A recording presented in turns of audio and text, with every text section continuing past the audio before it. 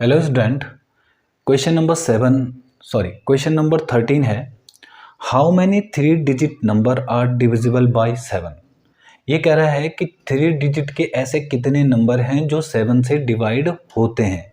ठीक है, तो हमें क्या निकालना है? नंबर ऑफ टर्म्स निकालने हैं।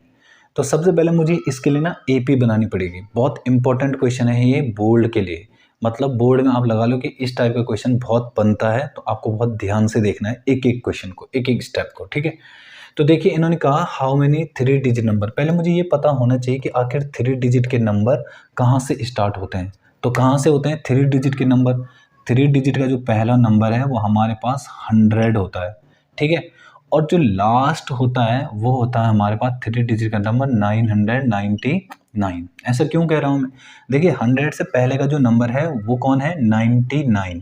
तो 99 थ्री डिजिट का नंबर थोड़ी है, इसलिए इसके बाद के ही स्टार्ट होंगे। ठीक है, और लास्ट मैंने ऐसा क्यों बोला कि ये नंबर है? क्योंकि इसके बाद जो आएगा ना 1000, इसके बाद जो 1000 आएगा उसमें 4 डिजिट हो जाते हैं। तो जो भी नंबर हमें निकालने हैं वो क्या करने हैं? इनके बीच ही निकालने हैं। तो हम समझते हैं कि हम सबसे पहले एपी कंस्ट्रक्ट कैसे करेंगे। हम क्या करेंगे? 100 में ना 7 का डिवाइड करेंगे। तो 7 1 जा 7, कितना बचा? 3। 7 4 जा 28, कितना बचा? 2। अब देखिए जो ये 2 है ना, ये 2 यहाँ पे फालतू बच रहा है। अगर ये 2 ही ना होता तो पूरी पूरी तरह से कंप्लीट डिवाइड हो गया होता, जीरो रिमाइंडर होता ना, तो पूरी तरह से कंप्लीट डिवाइड हो गया होता। तो ये 2 हटाना पड़ेगा यहाँ से। पर जब मैं यहाँ से हटाऊंगा इसको तो 100 में से 2 गया तो 98, मैं पहुँच जाऊँगा कहाँ पे? 98 पे। जब मैं यहाँ से 2 माइनस करूँगा तो 98 पहुँचूंगा। बट 98 में ले ही नहीं सकता। क्यों नहीं ले सकता? क्योंकि हाउ मैंने 3 डिजिट बोला है। तो 3 डिजिट मतलब यहाँ पे मैं पीछे नहीं आ सकता। हाँ, आगे मैं जा सकता हूँ। ऐसे नंबर पर, ऐसे नंबर चाहिए ना मेरे को जो 7 से डिवाइड होता है। तो यहाँ पे देखिए ये 2 रिमाइंडर बचा मेरे यहाँ पे। तो इस 2 के साथ में कितना ऐड करूँ कि ये पूरी तरह से डिवाइड हो जाए 7 से? कितना कितना ऐड करूँ मैं यहाँ पे, बताओ। यहाँ पे कितना ऐड करना पड़ेगा कि यहाँ से ये पूरी तरह से डिवाइड हो जाए? 5 ऐड करूँगा ना, क्योंकि 5 और 2 7, तभी तो ये 7 से 7 डिवाइड होगा। तो जो ये 5 की कमी है ना, इस कमी को हम यहाँ पूरा करेंगे। तो 100 को यहाँ 100 के साथ यहाँ 5 जोड़ेंगे तो कितना बनेगा? 105। चलिए ठीक है, अब पहला नंबर हमें मिल चुका है 3 डिजिट का, जो हमें जो क्या होता है? 7 से डिवाइड होता है। तो अब देखिए अगर माना 7 से डिवाइड होने वाले नंबर निकालूंगा तो उनमें 7 7 का डिफरेंस तो होगा।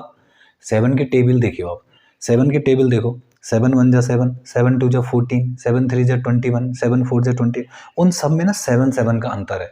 तो इसका मतलब इसमें अगला जो नंबर आएगा हमारा वो आएगा 112। ठीक है, इस तरह से। अब लास्ट नंबर पे चलते हैं यहाँ पे 999। 999 इसमें अगर मैं 7 का डिवाइड करूँगा तो 7 1 जा 7, कितना बचा? 2। 7 4 जा 28, कितना बचा? 1, उतरेगा अब 9। तो 7 2 जा 14, कितना बचा? 5। अगर ये 5 ना होता तो ये पूरी तरह से नंबर डिवाइड हो गया होता। तो ये 5 जो है हटाना पड़ेगा मुझे यहाँ से, क्योंकि अब तुम ये सोच रहे हो कि यहाँ पे हम जोड़ क्यों नहीं रहे? यहाँ पे 2 भी तो जोड़ सकते हैं। 5 और 2 7, 7 से डिवाइड हो जाएगा।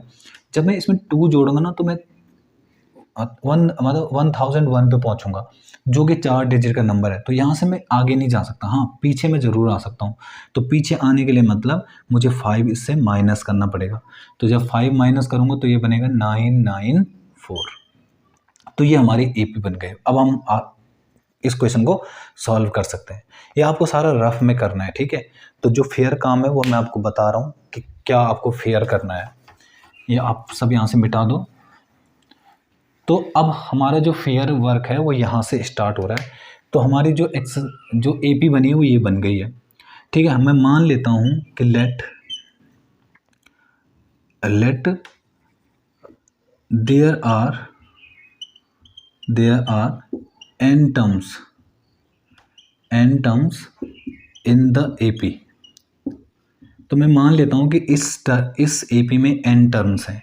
n टर्म्स का मतलब कि n टर्म मतलब कोई भी नंबर हो सकता है, और जो लास्ट टर्म वो कितना दे रखा है? ये। तो इस एपी को देख के आप ये बताओ कि पहला टर्म जो है वो हमारे पास क्या बन रहा है? 105 बन रहा है।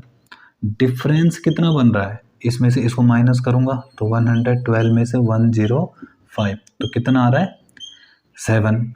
और लास्ट टर्म an जो है वो दे रखा है 994। तो करते हैं, an का फॉर्मूला लगाएंगे, an बराबर a plus n minus 1 into D.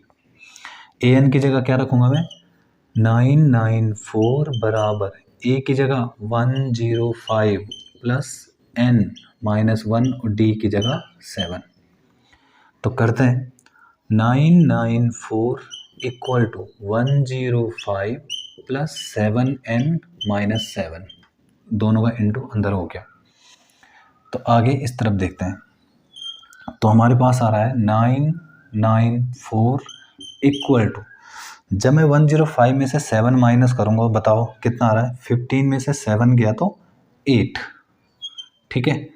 और यहाँ बचा कितना 98 यहाँ से बच गया, और प्लस का 7n भी तो था, 7n जो यहाँ प्लस है यहाँ आके माइनस हो जाएगा। तो 994 माइनस 98 इक्वल टू 7n। तो 14 में से 8 गया तो 6, फिर यहाँ बचा 8, फिर यहाँ बचा 9 और यहाँ बचा 8। क्लियर है, 14 में से 8 गया तो 6, फिर यहाँ कितना बचा 8, 18 में से 9 गया तो 9 और ये इक्वल टू 7n। तो जो यहाँ इंटू वहाँ जाके डिवाइड, तो 896 अपॉन में 7 बराबर n। तो n बराबर कितना आ रहा है 7 1 जा 7, कितना बचा 1, 7 2 जा 14 और 7 8 जा 56।